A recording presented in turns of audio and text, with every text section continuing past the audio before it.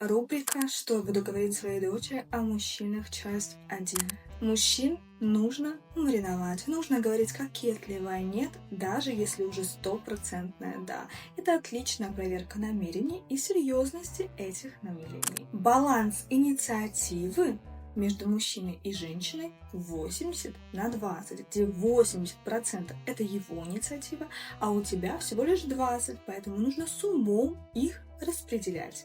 Абсолютно в любых ситуациях, где ты ощущаешь от мужчины давление, то есть тебе кажется, что нужно принять решение вот сейчас или ответить что-то вот сейчас, всегда дистанцируйся. Всегда мне надо подумать, и я решу, и я сообщу.